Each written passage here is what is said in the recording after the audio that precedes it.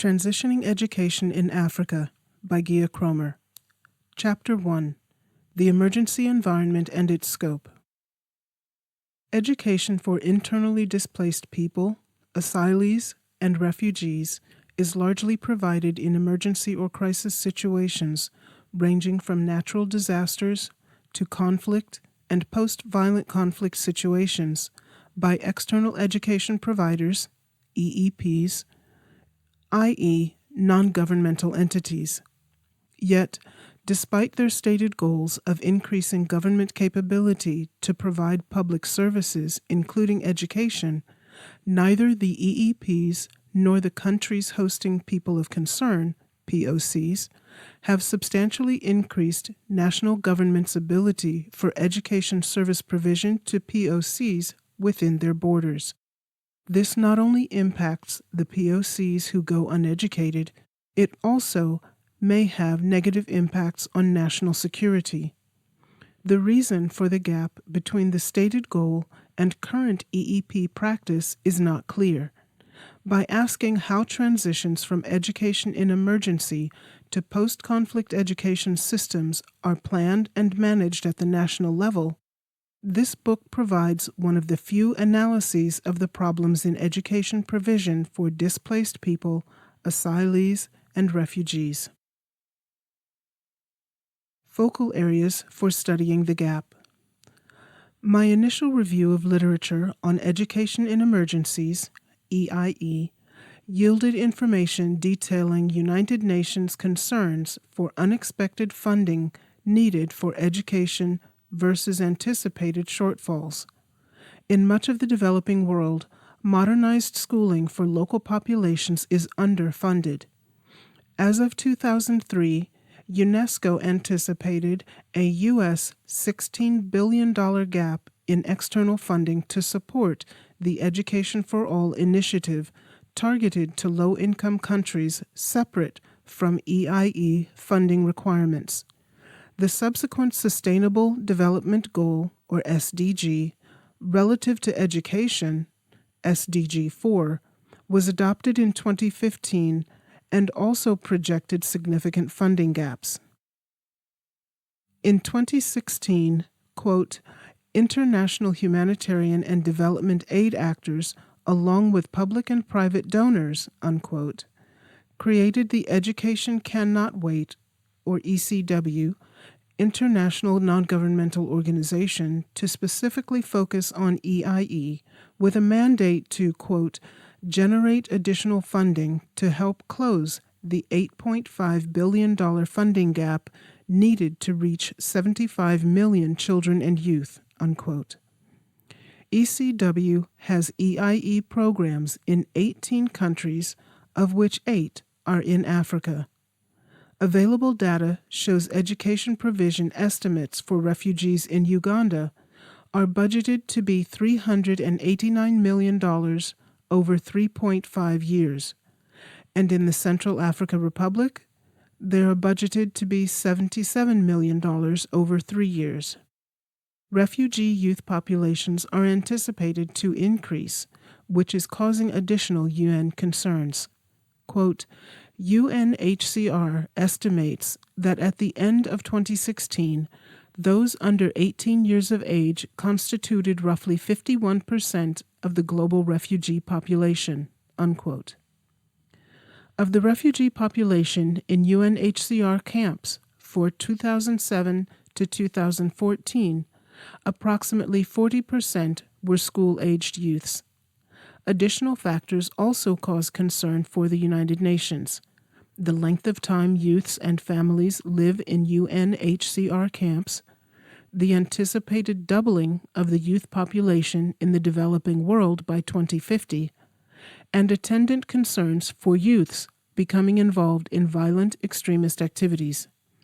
All of these concerns are especially heightened regarding countries in the African region, which has experienced more consistent and contiguous violent conflict resulting in more displaced people since 1970, more EIE situations, and less consistent economic development than any other region of the world. The research presented here will address gaps in both data and policy analysis in this region with regard to EIE. A review of the literature on education in emergency situations revealed a gap in planning for transitions from education provision by external education providers, or EEPs, to education provided by the refugee hosting countries, a gap on the part of both EEPs and refugee hosting countries. While this gap was evident for both authoritarian and democratic countries, this research will focus on authoritarian governments in Africa. Authoritarian governments, which range from dictators and despots to nascent electocracies, are the focus of this study because in many emergency or post-conflict situations, people in national-level leadership positions tend to operate via more rather than less authoritarian mechanisms until, at the very least, the emergency has passed. In the worst situations, people in national-level leadership positions tend to retain the authoritarian mechanisms and conditions well beyond the immediate emergency. When this happens, the authoritarian government becomes normalized in the provision or lack of provision of emergency services. Table 1 introduces the connection between the authoritarian form of governments and POC camps. The table is an aggregation of data from Freedom House annual reports and from the Economist Intelligence Unit, which are combined to determine, for the purposes of this study, which African countries could reasonably be said to be run by an authoritarian government. The countries were color-coded to show patterns of occurrence between variables. The color-coded countries were then cross-referenced with United Nations High Commissioner for Refugee annual data showing the countries hosting POC camps. The results show 11 African countries were both authoritarian in practice and had refugee camps during the stated years. There were 6 countries not determined to be authoritarian that had camps.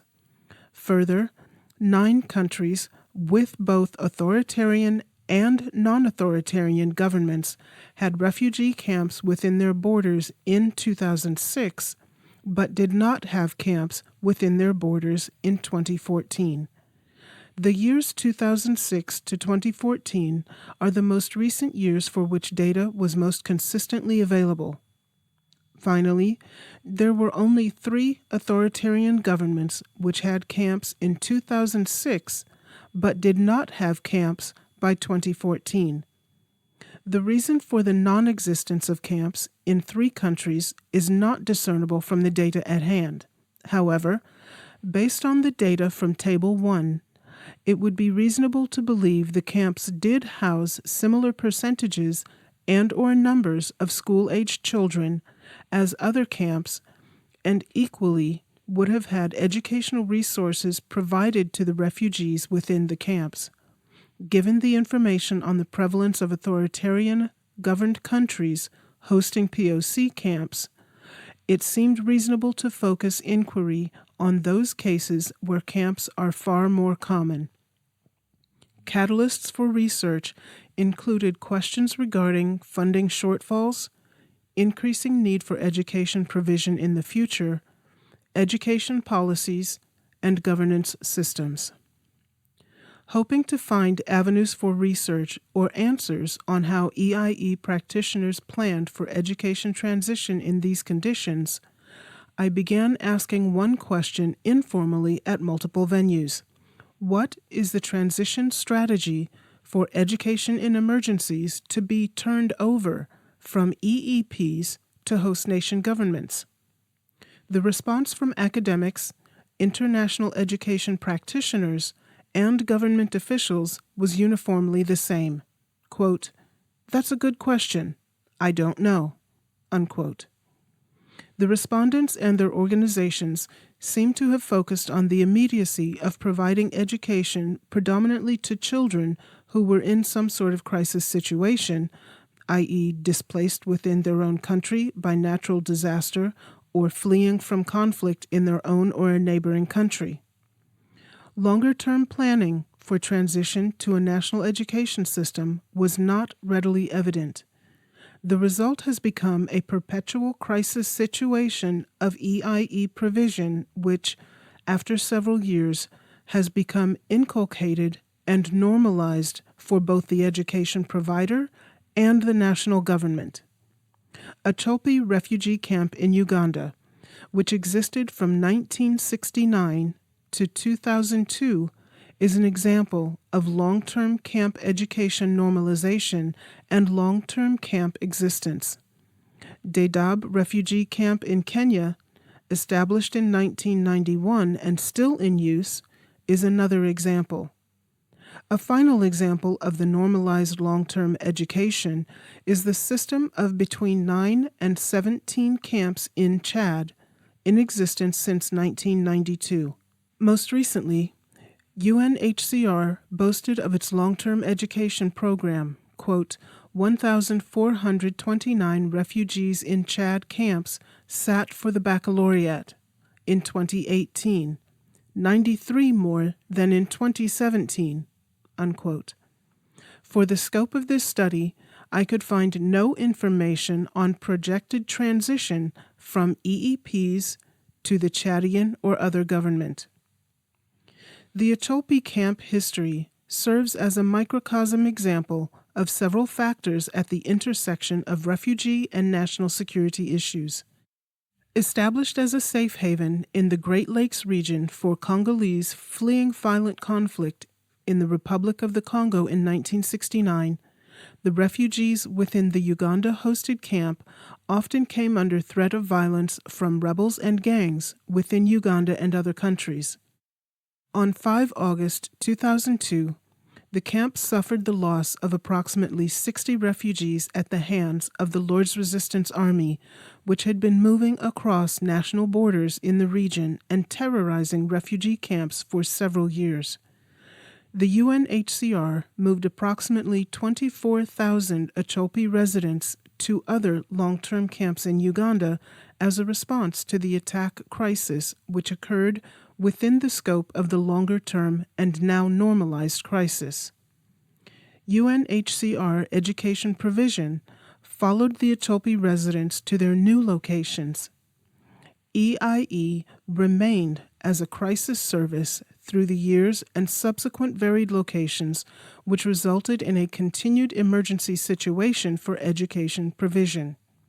The security situation did not affect the transition of services from external or non-government providers to a national government organization, or NGO, despite the UNHCR ethos to provide short-term crisis assistance and pledges to work with governments to increase service provision capability.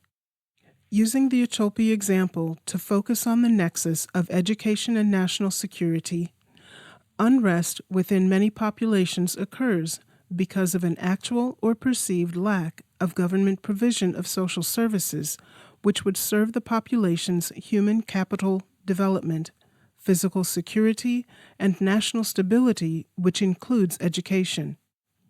Studying education policy as an aspect of national security in an ideal environment, such as during times when a nation is relatively stable, is of value, but does not address what are arguably the most salient times of need for a national education policy to most positively affect national security, i.e., in the aftermath of significant social change. Education has the capacity and history of being a social norm communicator and a mechanism on which to build a national ethos and narrative. Countries such as Tanzania, Rwanda, and Sierra Leone have used the environment following major crises to its maximum educational benefit.